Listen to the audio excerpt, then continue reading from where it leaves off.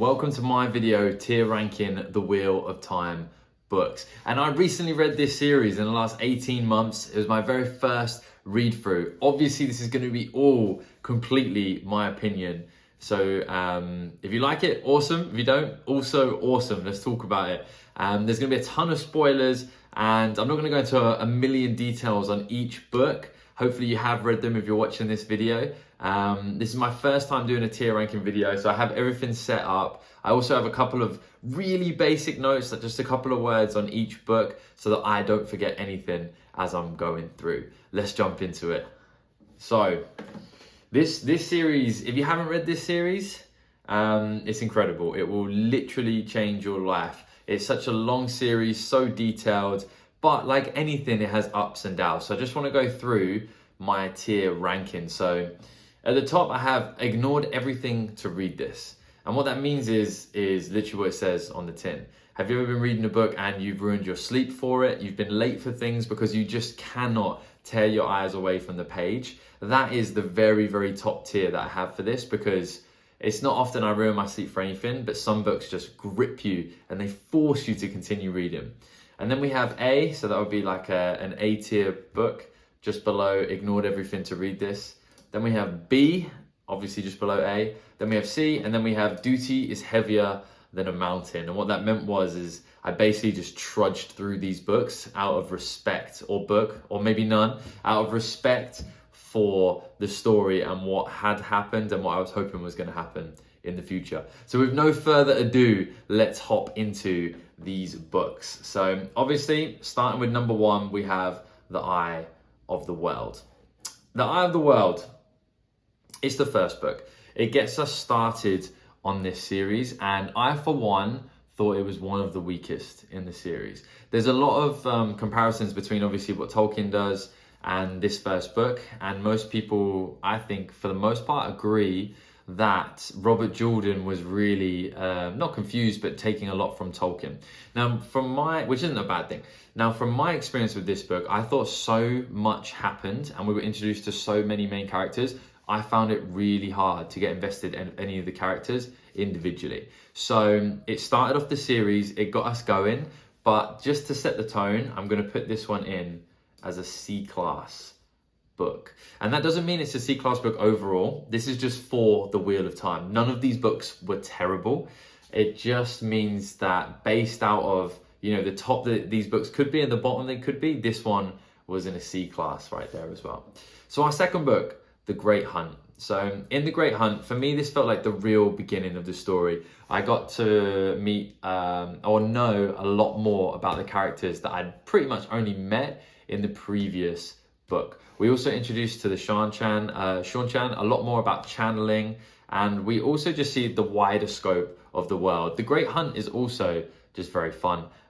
We were gallivanting after this horn. Padan Fane's involved quite a lot as well. So the pacing of this was also fun. So with The Great Hunt, I'm going to put this. I'm torn between A and B, but I'm going to put it as a B for now. Yes, that feels fair. So the third book, The Dragon Reborn. So here we start to get Mad Rand. He basically he is in this book, but he jumps around a lot in this book, and his perspectives are really just kind of insane. He loses himself a lot for the very first time. So what that does is it opens up a lot of page time for other characters. And I love Rand, but it was nice to get a lot more from the other people's perspectives here. Now, we also meet the real Matt, which was such a relief because I, like so many people, just didn't like Matt in the first couple of books because he was impossible to like because of the influence of the Dagon. We get great scenes like his battle with the princes here as well.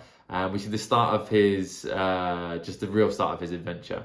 Now, the pacing of this book, the ending of this, is what ranks this one so highly for me. Now, the pacing, we jump from perspective to perspective. We have several of the Forsaken involved here as well. And this was one that I really just couldn't stop reading. This is when I really felt like I properly arrived in the adventure. And this is when I was like, yes, this series is something I'm invested in. The first book was good. The second book was better. And then the third one, that actually dragged me into this world and got me excited for the rest of the journey. It wasn't that I was on the fence, but I wasn't all in yet. And this book got me there. So for that, I'm gonna put this at the top. And I don't know which of you agree with me. I think most people do agree that it is a great book, but I think it's one of the best in this series. So what's next? The Shadow Rising. So, man, we get some of the best scenes here. We get Ruideen, both Rand and Mat.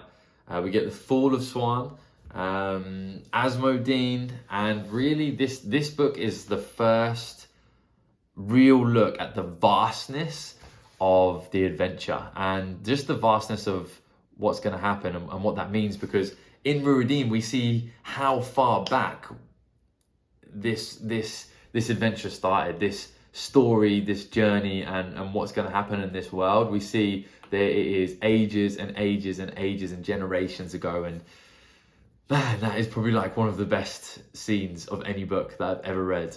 Outside of that though, I don't think it was as good as the Dragon Reborn. That might be controversial, that might not be controversial. So if it's not as good as the Dragon Reborn, but it's definitely better than The Great Hunt. Ruideen just pulls that book up. Like, no matter where you want to put it, that scene and that knowledge just pulls it up another level. So I'm going to have to put it in A. That's where I'm putting The Shadow Rises. Next we have The Fires of Heaven. So in The Fires of Heaven, we do get some cool stuff. We get Raven's battle, and I think that is the best one-on-one Rand and the Forsaken battle in the entire series, you know, pre the last couple of books. It was just such like a inventive way of thinking, like the way Raven used Tel'aran'rhiod, and when he was like forcing Rand to think of himself as a dog at one point, I was like, that's such a crazy concept. Like, imagine if that worked, and it almost did. We also get Nynaeve's development, a ton of Nynaeve's development in this book as well. And we also get the battle with Morgideon and Nynaeve's kind of redemption after some of her failures previously. So overall, it was a good book, but outside of what I mentioned, there wasn't a whole bunch going down. And after the highs of Ruideen, I really thought we were going to kick on much faster, because I didn't really understand the scope of the story, which I don't think many people do. So this one did not blow me away. For a Wheel of Time book, I'm going to put it as a C-class book. Next, we have The Lords of Chaos. Where do we put this one? So what do we see in here? We see Nynaeve heals Stilling or Gentling, which was a really fun scene. We also see Mat beginning his leadership. Oh, and then we also get one of the best scenes in the entire series in Demaya Wells. So, honestly, I want to put it as a C, but I think Demaya Wells would bring it up to a B at least. I don't think I'd feel comfortable leaving it down there otherwise. Okay, this is good so far. So next up we have A Crown of Swords. Now, A Crown of Swords, we get introduced to some cool characters that are, well, not introduced, but they feature more. So Padan Fain features, but also Cadsuane we are introduced to. And if you watch this channel, you know I have a big love for Cadsuane. I know she's a divisive character, but for me, she's top tier. I'm a massive Cadsuane fan. So we also see Egwene start making some serious moves and some power plays here. We see the battle in Shadar Logoth, and we also see the Golem and the attack of the Seanchan as well. Only problem being was, although that sounds like a lot, this was also quite a slow book. And for that reason, I think at this point in the story, like 5, 6, 7, and maybe the next couple as well, we were kind of like doing so much world building, so much development, so much depth that the pacing was quite slow for all of these books. And it doesn't mean it was too slow for me. I enjoyed them all, but it got nowhere near forcing me to stay awake to read it. Maybe a chapter did here or there, but as a whole, not the best. So Crown of Swords, I'm going to put that in as a C-class book as well for The Wheel of Time. So next up we have The Path of Daggers. And The Path of Daggers, we have The Bowl of Winds. And I think it was the book before that we had the slowest build up to them finding it and just the slowest time in Ebu Dar. But yeah, The Bowl of Winds gets used in this book. Perrin Kevin. Perrin starts to carve out a faction for himself, and we also start to see unhinged Rand, like properly in full force. We got Mad Rand beginning in the third book when his powers were like taking over him, and that was quickening, and it was like his puberty essentially of becoming the dragon almost. And then in this book, this is when we really start to see him become unhinged and wild and really listening to that Lucerian voice inside of his head as well. But again, I'm going to have to stick this one. Do I stick this one as a C? I'm going to put this one as a C. There wasn't any crazy things that happened in this book, in my opinion. I remember the ending being quite good and well paced, but overall, not really for me. Then we go to Winter's Heart. So book 9. And at this point, when I did a series of these where I basically read through the entire series for the first time, and I documented every book on YouTube. And this is where people were telling me, you're in the slog. And I hadn't felt that. Although I've marked quite a few of these last books as C-class books, they were still fun to read. I was still engaged and enjoying the books all the way through. And Winter's Heart really solidified that. It solidified that you shouldn't listen to other people necessarily, and you really should just make up your own mind on what you're enjoying, because I really enjoyed Winter's Heart. I thought it was a really fun book. So in Winter's Heart, we see the cleansing of the taint, which is unbelievable. Like, it's not something you can imagine. It's something you kind of thought was going to be, well, you definitely thought was just going to be stuck with our characters, and it's going to be, and it has been so important to the entirety of the story up to that point.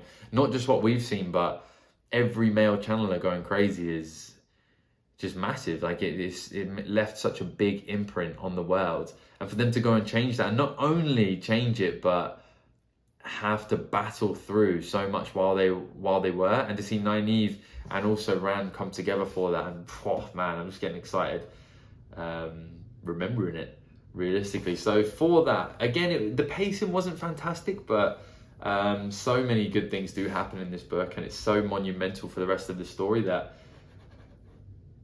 I'm gonna put it as a B. It was a very good book. Very good book indeed. So after that, we have Crossroads of Twilight. And all I can say is duty is heavier than a mountain. This book was hard to read. I honestly think you could probably cut like 400 pages out of it, or like 90% of the pages, and it just didn't make too much of a difference. It was just slow, but that's not a hot take. Like, that's something that I think 99% of the fandom agrees on. So yeah, duty is heavier than a mountain when it comes to that one right there. What do we have now? The Knife of Dreams.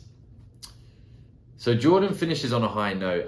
Crossroads of Twilight was really like, it bogs everybody down, and yeah, it's like not the worst Jordan could do, because it's still important, but it was like some of the worst meandering aspects of Jordan. Not that he has a lot of bad aspects, and the meandering does build a great story as well, but it was very slow. Duty is heavier than a mountain. I'll leave that one there. So Knife of Dreams. Jordan finishes on a high note. We have Galad versus Valda right at the start, and that is maybe the best sword fight. Probably not the best sword fight or physical fight. Maybe. Definitely top 3. Minimum top 3. Well, yeah, probably top 3. I'm going in circles here. It was a great sword fight. So we have that. We also have Egwene doing her psyops, and that is inside the tower. She is essentially just changing and forcing and using her will and changing the minds of the people around her in the most Egwene way possible. And this is like some of the best show of her level of determination, and she has that determination throughout the entirety of the series, but this is where she really shows the bulk of it. And you just even though I don't like Egwene that much, you just can't help but respect and admire some of the things she does in this book. We also get the Golden Crane flies. We also get Tam returning. Tuon and Matt, they get a lot of time together, which is very entertaining. And we get Semirhage as well. And this really was one of the best books that Jordan wrote. I'm gonna put it in A. I'm gonna put it in A. It deserves to be there. Knife of Dreams, one of Robert Jordan's, solely written by him. Obviously, Brandon Sanderson comes in next.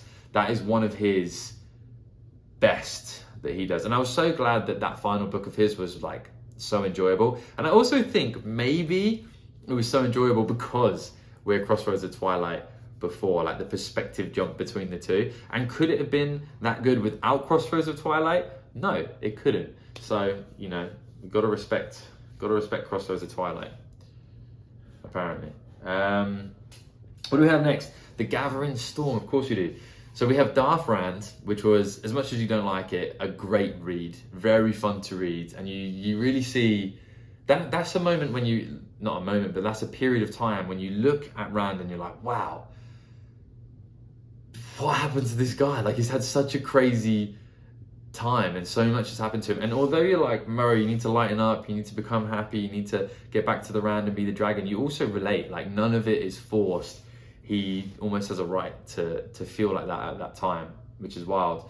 We get the negotiations with Two on Scene, which is just so dark, and you get it from her perspective, and yeah, incredible. We get the big reveal from Verin, which is a mind blower. We get no we don't. We get Egwene's triumph in the tower after all of the build up before. We also get Tam and Rand's interaction, Rand's teeter on the edge of destruction and despair, and we discover the depths that this man has gone to, and then we get his epiphany. And honestly, I feel confident enough to say that this is the best book in the series. And I've only read this series once. I know opinions can change, and there's also a thing that's recency bias. But that was the most satisfied I'd felt. And I think it was the culmination. It was the culmination of Egwene's storyline, which really began... She was definitely the most committed to being an Aes Sedai out of our main characters, out of the girls. And to see her become the Amirlin early and be attempted to be used as a puppet, and also all the development that she gets from the Aiel. And then you just see like a perfect display of that in the tower. And then the final righteous, physical and magical defending of the tower. And then everyone sees her for who she is. That was so powerful. That was so powerful, and it was such a perfect culmination of Egwene's arc. And then obviously that's not the end of her. There's so much more that happens, but that is the making of Egwene and the redemption of the Aes Sedai, like for what Aes Sedai really should be. And man, I'm emotional just talking about it again. It was so perfect. And then obviously Rand's as well. Like, I feel like we came to an end of such big problems that had been with us for so long by two characters that we know and love and respect and have hated and disliked for vast periods of the book. And it was just such good writing, so well finished by Sanderson, but you know, all of the credit goes to Jordan. And I'm just gushing now, but yes, that is the best book in this series. Fight me if you want on that one. What do we have next? Towers of Midnight. So Towers of Midnight, we had a lot of Slayer, a lot of Masana in the tower, Perrin dealing with that, Egwene dealing with that. We had the Tower of Genji, which was mad. We had Moiraine returns, Ruidin 2, and Perrin finally accepting who he is. This was an incredible book. I don't think it was as good as Gathering Storm. I don't think it was anywhere near as good as Gathering Storm in terms of just emotions and like plots finishing. Plus Perrin annoys me quite a lot. But it's not a B class though, is it? Is it? No, it's not. It's got to be A. We have to put that in A right there. We have to put that in A. And then we have the final book, and then probably a reveal that's going to upset a lot of people as well. A Memory of Light. So A Memory of Light has so much to do, and simply put, it does it. It finishes in a satisfactory, no, above satisfactory, something that is just so good. Like, it finishes in such a way that you feel not only satisfied but happy with the ending of so many storylines, bar one, but so many storylines, and it just is done so well. Like, it could have been such a disaster. It could have been so difficult, so unwieldy, and there was a lot of action, don't get me wrong, but overall it's impossible not to have this one in the top rank. because it was just an action-packed ride all the way through. You can't put it down. You think, oh, okay, I'm going to finish this chapter, or I'll finish this perspective, because some of the chapters were so long in that he's like, I can't sit and read this whole chapter because I just don't have time. I've got to go to work and stuff. But yeah, you're like, I'll finish this perspective, and you just can't. It's one of those ones where every perspective is pivotal and exciting and drags you forwards in the story, and you're like, what is going to happen? And all of the perspectives are a culmination of such great storytelling over such a long period of time. So yes, I'm pretty happy with these rankings. So at the top row we have the Dragon Reborn, which is definitely, in my opinion, the best book of the first, you know, pre the last books, basically. So anything before book 11, I think that's the best book overall. But I'd love to hear your opinion. And then the Gathering Storm is number one of all the books, I think, personally. And then obviously A Memory of Light. Then our A-class books, we have Shadow Rising, Knife of Dreams, and Towers of Midnight. B-class books, we have The Great Hunt, Lord of Chaos, and Winter's Heart. And then in the C, we have Eye of the World, The Fires of Heaven, The Crown of Swords, and The Path of Daggers. And then Duty is Heavier Than a Mountain. You already know what it is. What is the reveal that's going to upset some people? I haven't read New Spring. I haven't got around to it yet. Everyone said that I should while I was going through, and I just thought, I'm going to miss this world at some point. So I'm going to put this one on a back burner until I miss the world enough that I need to dive back in and get a little prequel in me. Everyone likes a little prequel. So that's my tier ranking. Will it change after a second reread? Probably, I would guess so. I guess a lot changes after a second reread, because the level of foreshadowing probably has a massive effect on what the amount of appreciation I can have for each book. Maybe the books that I thought were a little slower, maybe a little more dull, or a lot more meandering, were really expertise in world building, which I already know it was, but also just very good at foreshadowing things. And I think on a second read through, the appreciation would be through the roof.